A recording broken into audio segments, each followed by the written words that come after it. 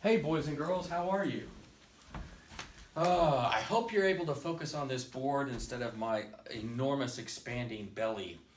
I am having great difficulty controlling my eating at night, and now that I'm not getting any exercise since both of my gyms are closed, I know you're feeling the same way that I am. It's really tough, isn't it? You can only walk around the neighborhood so many times, right? Really going crazy to be able to get back in the gym and see my buddies and my friends and do my workouts and life to get back to normal. So I feel your pain, and I know you feel mine too, because this isn't something any of us would have chosen, right? We never even imagined it. I mean, who could have conceived that this would happen? Some days I actually think maybe I'm just going to wake up and this didn't happen at all. How crazy is that? Well, anyway, we have a hard lesson ahead of us. I'm hoping to get this in 30 minutes, but in all of the practice rounds that I've tried so far with the camera, it's been 40 plus minutes. So let me see what I can do to get started. All right, so just to review, we discussed the grand staff in the first lesson, and we've most recently discussed intervals, and we've discussed how to construct scales, right? Now, there's more to the construction of scales than I have covered so far, and that can be summed up in the following. Black notes. Because of the black notes on the piano, scales are a little more complex than what we've been able to discuss. Let's just remind ourselves how to build a scale from scratch. You take a note, and then you take the same note, and you fill in between using the musical alphabet in the right order. So let's just try one of those right now. You take a note and the same note, and you fill in with the musical alphabet in between. So let's make it easy on ourselves and go C. Take a note and the same note, and you fill in the musical alphabet in between. What comes after C? All right. Say them out loud for me. What's next? Okay. Yep. Okay. All right. If you're still having difficulty with this spot right here, just remember there are only 7 letters in the musical alphabet, and then it repeats. That's why we practice saying it this way.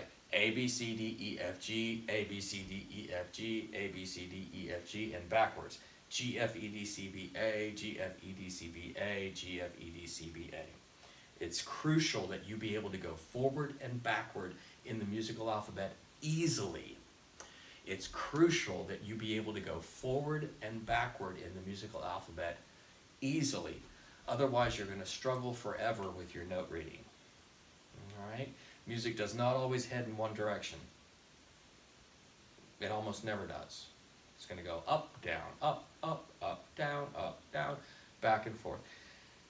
So know your musical alphabet forward and backwards. It will help you so much with your music reading. Okay, so we constructed the C scale. The C scale is the easiest one in the world because the C scale doesn't have any black notes. The C scale doesn't have any black notes. Now let's, using these notes right here in this particular order, and there's a reason for that, and I'll get into that very shortly, but using these notes in this order, let's construct a few more scales. Let's do the G scale. So remember how to build a scale. You take the note and the same note, and you fill in with the musical alphabet in between. So let's do the G scale. G, G. What comes after G? Uh-huh. Keep going, say them out loud for me.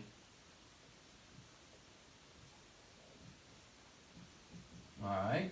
Now, because I'm an old musician and this is all I do in life, I know that I need a black note in this particular scale. Now, you did not know that, or maybe you did, but I bet you didn't.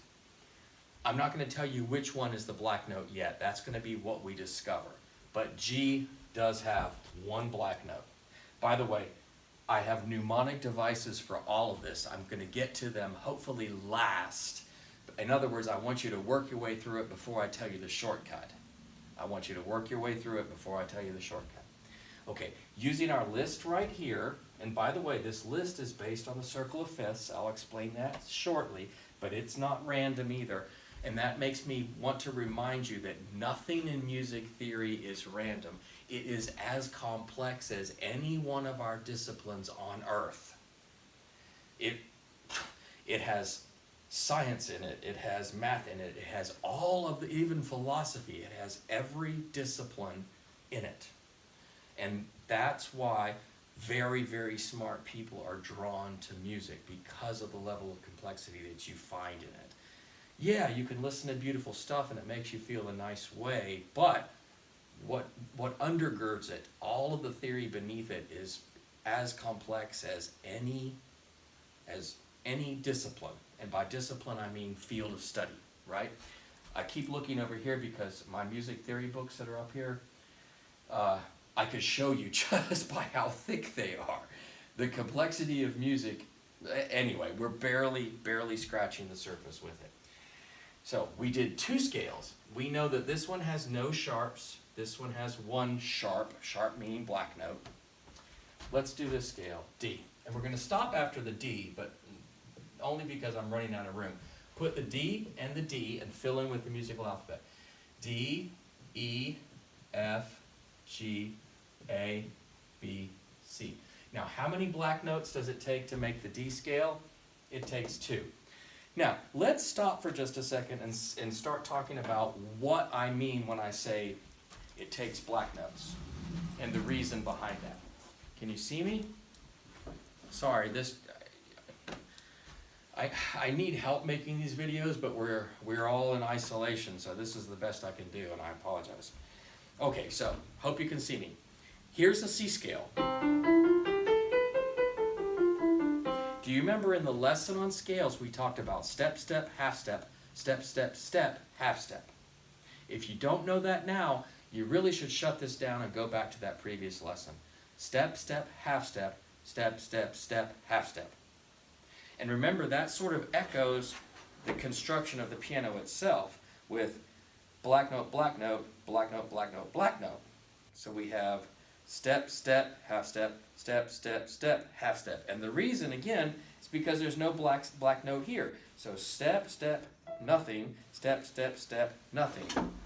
Remember, the piano is the best pictogram of music theory out there. When I look at it, I mean, I see the circle of fifths, I see the construction of every major and minor scale, I see the relative minors. Everything is right here beneath our fingers when we play the piano. That's why the piano is at the tip top of all musical instruments, except the organ, and you know that was what I majored in college. The organ is the Mac Daddy of all of them because it's the most difficult instrument to learn, hands down. If you're not a genius when you start playing the organ, by the time you've done it long enough, you will be, because you're thinking in 3 different levels at the same time. Okay, well, got your feet going in both hands. Okay, anyway, so the piano keyboard has all that we need to know about music theory, which is why I wrote the piano keyboard up here for you as well. Step, step, half step, step, step, step, half step does not result in only white notes. There's no way it can result in only white notes except in the key of C. I'll do it here. Here's our C.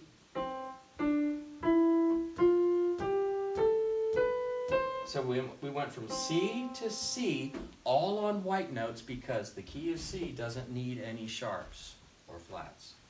Now, if I were doing the key of G without sharps,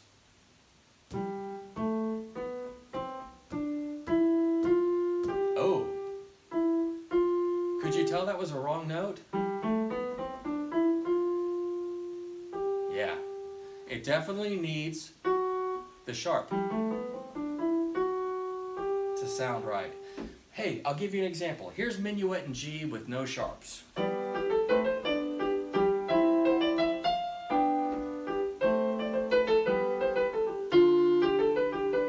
You can immediately tell it's wrong, right? You can immediately tell that.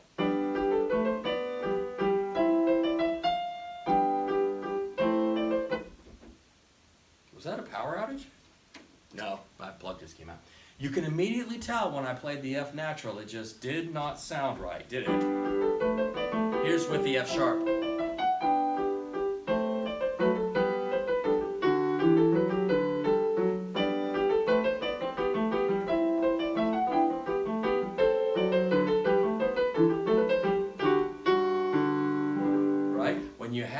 F-sharp in there, everything sounds hunky-dory. When you take the F-sharp out, bad news, right? Does not sound good anymore. That's because step, step, half step, step, step, step, half step does not always result in white keys. In fact, once you get past the beginning, once you get past the first few, you have a whole bunch of black notes that you have to contend with. All right, so back to our lesson on scales. So we know that this scale from C to C has no sharps, no flats. We know that this scale from G to G has one black note, but we don't know what it is yet. And we know that this scale from D to D has two black notes, and we don't know what they are yet. We are going to discover those through the circle of fifths. So this brings us to the concept of the circle of fifths. When you're looking at this keyboard, the first mini concept I have to cover with you is called enharmonic equivalence. And if you will write this down right now, enharmonic, E-N, enharmonic means within, enharmonic equivalence. So the equivalent within the harmony, enharmonic equivalent. That simply means that every single note on the piano has two names. Every single note on the piano has two names, so they are enharmonic equivalents. They are equal to each other, and every single note has an enharmonic equivalent. This is how. C, boom, can also be called B sharp. E can also be called F flat. G can also be called F double sharp or A double flat. Okay? So every single note has an enharmonic equivalent. That's important because in just a little while, when we get to this part of the circle of fifths, you'll see I have D flat, C sharp, same note. D flat, C sharp, same note. G flat, F sharp, same note. B, C flat, same note. So that's why that's happening down there. So let's launch in right now to our study of the circle of fifths. Now, I have drawn a keyboard right here for you so that you could see it. Keyboards are easy to draw. I spent many hours staring at them over the course of my life, and I just know how to do them very easily. But if you want to draw a keyboard for yourself, and I would recommend you do that if you don't have a piano. If you want to draw a keyboard for yourself, start with a very long rectangle, and then draw these lines. So short, long, short, long, short, long, short, long. That should sound in your mind just like step, step, half step, step, step, step, half step. Right? Remember, the complexity of music is all right before our eyes in the piano keyboard. So let me start that again. Great big long rectangle, and then don't ignore these for a second. Just look at this line. Short, long, short, long, short, long, short, long, and keep doing that all the way up. Then the next thing I did to make it easier on me is I drew this bottom line, this little straight line at the bottom of the black notes, and then I colored in the black notes above. But if you'll do that and do it carefully, you will have a beautiful piano keyboard right before your eyes, which will help you as you try to learn the circle of fifths. So, rewinding for just a second, the last lesson, lesson number 3, was on intervals. And remember how I told you major second, major third, perfect fourth, perfect fifth, major sixth, major seventh octave. Well, the one right in the middle was the fifth, perfect fifth. Major second, major third, perfect fourth, perfect fifth, major sixth, major seventh octave. So here's the perfect fifth. And in the key of C, the perfect fifth is from C to G. From C to G. Now here's how. When you're counting your intervals, do you remember you have to start with the note and you count the note you begin with and you count the note you end with. So 1, 2, 3, 4, 5. From C to G is a fifth. You count the note you start on and you count the note you end on, not just the ones in the middle. That's a fifth. Let's do another fifth. Let's start here and do a fifth. G to D is a fifth. You start with the note G, A, B, C, D. G, A, B, C, D. From D to A is a fifth. D, E, F, G, A. So you start with the note you're on and go to the next one. A to E is a fifth. E to B is a fifth. I have to leap up to the black notes. B to F sharp is a fifth. Whoa, we just got into the territory of the black notes all of a sudden, didn't we? And then F sharp into C. So those are the fifths, but they're not in a circle yet. Those are the fifths as they lay out on a piano. The fifths. Fifth is an interval of 5 notes. You start with any named note and you count up 5 notes from there.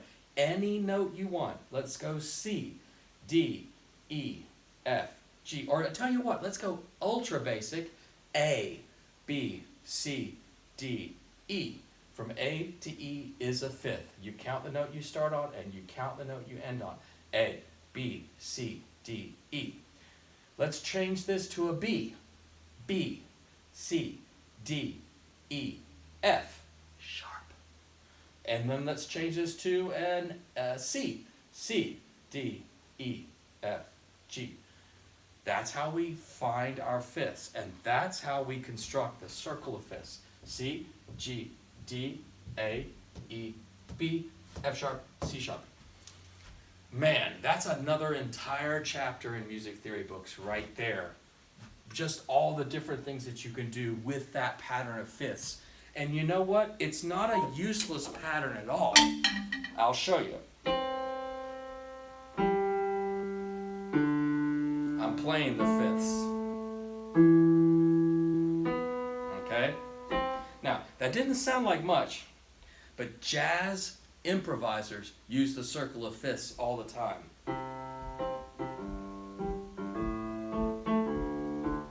I promise. Okay, wait a minute. Let me play something that works in the fifths.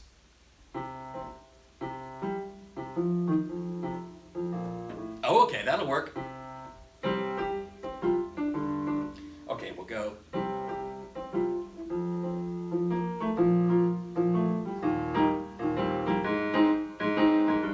There we go.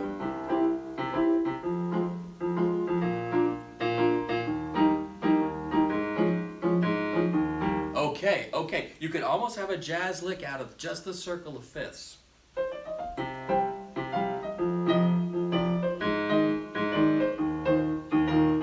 Wow, okay. That probably doesn't impress you right off the bat. I'll think about it a little bit stronger and see if I can come up with a piece of music that actually does cycle through the circle of fifths. All right, not having access to Google at the minute leaves me a little bit at a loss. Anyway, so there's our fifths. There's our fifths, and if you take this piano keyboard and sort of curve it, you get the actual circle of fifths right here. So here is our lovely circle of fifths. Our circle of fifths. And here, I've just put the notes around the perimeter. Hey, have you ever noticed the clock I have in the room? That's the circle of fifths clock. So that's why that's here. So we just take our fifths, C, G, D, A, E, B, F sharp, C sharp, and we put them around the circle. C, G, D, A, in the exact location that the numbers go when you're drawing a clock. With 12, 1, 2, 3, 4, 5, 6, 7, 8, 9, 10, 11, 12. So it's the exact location of those. So this would be 12, 1, 2, 3, 4, 5, 6, 7, 8, 9, 10, 11, 12. Okay, so that's where you're putting them for the location around the circle. So here they are in order again. C, G, D, A, E, B, which also equals C flat, but we don't care about that right now. F sharp, C sharp. And then we have some extra stuff. The extra stuff isn't necessary because that's going the other direction. I'll show you that in a little while. Okay, we better get moving because I'm using a lot of time. All right, so there's our circle of fifths. Now what we need to know is what the notes are, what the black notes are that are represented right here, where we know this, the C scale has no sharps or flats, the G scale has 1 sharp, the D scale has 2 sharps, the A scale has 3 sharps, the E scale has 4 sharps, the B scale has 5 sharps, the F sharp scale has 6 sharps, and the C sharp scale has 7 sharps. 7 sharps. Nobody likes C sharp. Nobody likes that scale. It's horrible to play. There's a composer named Claude Debussy, and he has written a lot of lovely, difficult piano music in the key of C sharp. He loves whole tone scales. He likes that sound.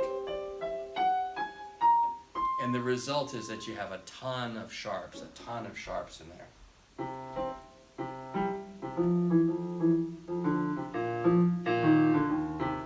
I'm still trying to come up with a song for you that does just the circle of fifths. It'll happen. All right. So back to this for a second. Let's go ahead and determine what our black notes are where these numbers fall right here. All right? So this is how we do it. The key of C has no sharps or flats. The key of G requires F sharp. The key of D requires F sharp and C sharp. The key of A requires F sharp, C sharp, and G sharp. The key of E requires F sharp, C sharp, G sharp, and D sharp. Now it sounds like I'm just filling the air with letters, right? But I'm using the circle of fifths to name the sharps.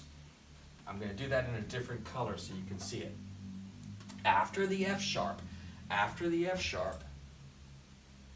we go up a fifth to C sharp. After the C sharp, we go up a fifth, F sharp, C sharp, G sharp, D sharp, A sharp, E sharp, B sharp. Okay? F sharp, C sharp, G sharp, D sharp, A sharp, E sharp, B sharp. F sharp, C sharp, G sharp, D sharp, A sharp, E sharp, B sharp. And those are right here. We start with the F sharp, C sharp, G sharp, D sharp, A sharp, E sharp, and B sharp. B sharp is the same thing as C. Okay, B sharp equals C. All right, now that's not terribly helpful. I realize that. That sounds like gobbledygook to you right now, but there are shortcuts involved with that. But I do want to show you one thing, and that is when you're writing piano music or when you're reading piano music and you see the 5 lines. Oh, you know what? I'll do it here. All right, there is nothing on this page at all, which means C major. There are no sharps, there are no flats. Now watch this. Okay, so here's my grand staff, here's my C, just for point of reference. This is my treble clef, this is my bass. So the key of C has no sharps, no flats. The key of G has 1 sharp, and it is F sharp. Let me put it down here too. Okay, that's F sharp for the bass clef, F sharp for the treble clef. All right. The key of D has 2 sharps, F sharp and C sharp. And here's our C sharp. For the left hand, right hand, left hand. Okay. The key of A has 3 sharps, F sharp, C sharp, and G sharp. They put it up here. F sharp, C sharp, G sharp, and right here they put it here.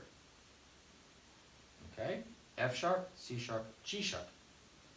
The key of E has F sharp, C sharp, G sharp, and D sharp. And they put that one here. There's a neat little pattern showing up. It's a kind of a polygon on its side. F sharp, C sharp, G sharp, D sharp. A sharp is next. A sharp, E sharp. What? Uh-oh. C, D, E, E sharp. Sorry about that blob. F sharp, C sharp, G sharp, D sharp, A sharp, E sharp, and B sharp. Okay, here's our E sharp. Now that looks awful, doesn't it? Can you imagine trying to play that on a piece of music? All those sharps looks absolutely horrendous, right? So we know two things, and right now, guys, I know that you barely know it. You probably haven't been able to keep up with this because I've thrown an awful lot of information at you. But the best part of it is you can rewind and rewatch this as many times as you want. And this lesson is not just for piano players or people who play instruments. It's for everybody. It's wonderful to have this kind of an understanding of a subject. So anyway, let's put this away for a second. And I promised you that I would give you some shortcuts. So here's one of the shortcuts on key signatures. This was invented by a piano teacher who taught me from 6th grade till 10th grade, or maybe it was 5th grade. 5th or 6th grade till 10th grade. Her name was Helen Boykin, B-O-Y-K-I-N. She was a Montgomery composer, graduate of Montevallo University, and was a teacher at Montevallo for a while, and then retired and came to Montgomery and taught private piano in her home. She was, to me, a very, very, very old lady. To me, she looked like she was 4 million years old. And I remember she took blush, and she drew these circles on her face with it, like red dots, kind of. And then the rest of her face was white, like painted white or whatever you want to call that stuff. And anyway, it's funny what you remember when you're a kid. Anyway, that was Miss Boykin, and she lived with her sister in a house on Carter Hill Road, and she would walk across the street to the Piggly Wiggly and get her groceries. Anyway, it sounds like I'm describing somebody that's... Anyway, that's Helen Boykin, and I had a wonderful relationship with her. She's the reason why I know so much about piano and so much about music theory. I stopped taking with her in 10th grade only because I started taking at the college at that point. So that's why that relationship ended. She recommended a piano teacher at Huntington College, and so I started taking college level lessons in 10th grade, and that's why I stopped taking that. Anyway, so here's Helen Boykin, may she rest in peace because she has since gone to heaven. Here is her mnemonic device for remembering the order of sharps in major scale, and it's so awesome. I've taught it over and over again. Are you ready? Okay. This will be the last thing we do today. We'll end the lesson after this. Are you ready? This is so awesome. A C looks like a 0. All right, stay with me. Take the same C and put a sideways 1. All right, are you with me? It's going to be that kind of a thing, all right? So let's do it again. Here's our C. If we finish this, it would become a 0. That's easy, right? That's easy to remember. Remember, mnemonic devices, hey, any way you can put together to remember something. That's what a mnemonic device is. Anything you can find that helps you remember. So this is a graphic mnemonic device. C, it looks like 0. Here's that same 0, but it has a sideways 1, so that gives us 1. Watch this. Genius, right? Boom, boom. A D takes 2 strokes to make. Yes, it continues. Watch. A, 1, 2, 3. Ha! An A takes 3 strokes to make. Therefore has 3 sharps. Wait, it gets even better. E, 1, 2, 3, 4. All right? Believe it or not, it gets even better. Are you ready? Here's the 5. Oh man. 1, 2, 3, 4, 5. Okay, I know that's a little bit of a stretch. I'm just going to look in the camera and make sure you can see that. Oh yeah, you can see it perfect. Okay. So we have to do a crazy looking B. We have to do a crazy looking B to remind us that it takes 5 strokes. Okay. And we have to do a crazy looking C. 1, 2, 3, 4, 5, 6, 7. Behold, ladies and gentlemen, that is a C sharp. 1, 2, 3, 4, 5, 6, 7 equals 7. So there is the Helen Boykin method for remembering the number of sharps required in a scale. Now, what are those sharps? F sharp, C sharp, G sharp, D sharp, A sharp, E sharp, B sharp.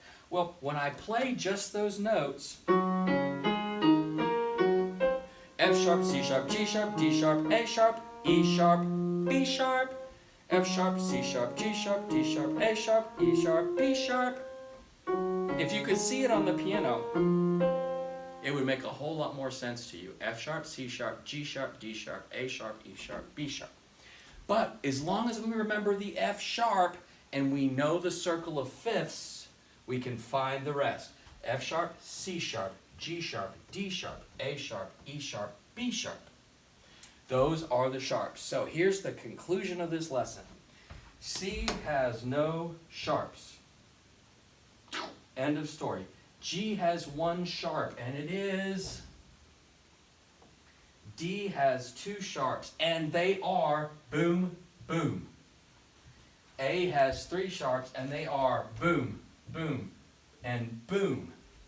E has four sharps. They are boom, boom, boom, boom. B, the crazy looking B, has five sharps. 1, 2, 3, 4, 5. C sharp scale has 7 sharps. Wait a minute, where's my 6? Oh, dude, how did you let me do that? Were you screaming at me? Man, how did you let me do that? I forgot a whole entire one, okay? Wow, oh, man, I wish I'm too invested in this. I've got 30 minutes in the can already. There's no way I'm stopping it. Rewind just a tiny bit. There is supposed to be an F sharp before the C sharp. I'm so sorry. I feel like muy ignorante. Okay, so anyway, B, we go like this. Watch the F sharp. Boom, boom. 2 strokes, and then sharp, sharp, sharp, sharp. Please don't call that a hashtag in music. I will think very poorly of you. There are no hashtags in music. In fact, you know what, boys and girls, let's just say there are no hashtags in life. Social media is a bad experiment. All right, here we go. B has 5. F sharp has 6. C sharp, boom, boom, boom, boom, boom, boom, boom, has 7. All right? All right, now let's go back to that again. C has no sharps, none. G has 1. D has 2. A has boom, boom, boom, 3. E has 4, boom, boom, boom, boom. B has 5, boom, boom, boom, boom, boom. F sharp, major scale. F sharp, major scale, trust me, there is one. F sharp, major scale has 6, boom, boom, boom, boom, boom, boom. And C sharp, major scale has all 7. Boom, boom, boom, boom, boom, boom, boom. Wow, boys and girls, that concludes today's lesson. You can watch this 10 times if you need to, but I want you to do your best to try to soak up the information on this board. I think this probably is a month's worth of lessons, but you know that's why we have to do this stuff right now, right? We're catching up. We don't have a lot of the school year left, and so we've got to cram a bunch of stuff in. Okay, just to make you feel bad, is your head about to explode from all that stuff? I'm kidding. Just to make you feel a little better, why don't we sing a song? I know.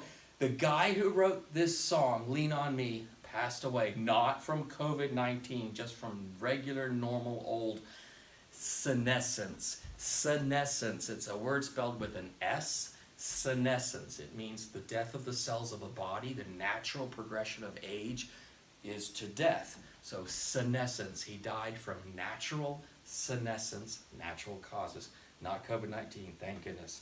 Do you want to try to sing Lean on Me?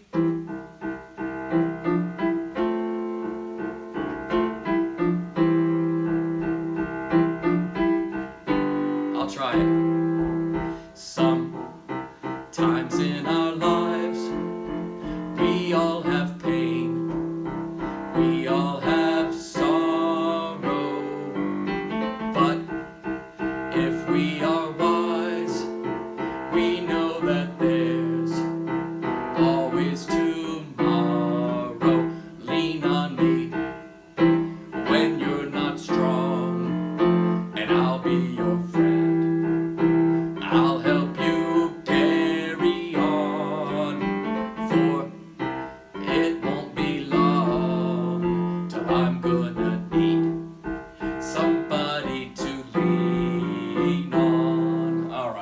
Hey guys, I hope that wasn't too dreadful. Tons and tons of information in this particular lesson. Do your best to try to soak it in. If you're in 8th grade, you need to know all this, and here's why. When you get to Indian Springs or ASFA or what's the other one down there? The one down in near where Miss Michelle lives. If you get to one of those schools and you take their music appreciation course, guess what? If you know this stuff on the board, you've already flown through the first half of music appreciation at Indian Springs or Altamont. I promise, because our Hilltop students have come back and told me that very same thing. And you know what? If you want to be like Zoe, do you remember Zoe? She came in the last couple weeks while the COVID craziness was just starting. Remember that? She's that super duper advanced marimba player who's at Spain Park right now and is probably going to get outstanding scholarships. She said the exact same thing. She knows so much about her skill, about her marimba playing from what she learned here at Hilltop, and it's helping incredibly. If you'll learn this, I promise you good things will happen. Good things will happen. All right? Let's wrap up this lesson now, guys. Watch it as many times as you want to. Please don't comment. I love you very much, but don't comment, okay? Talk to you later.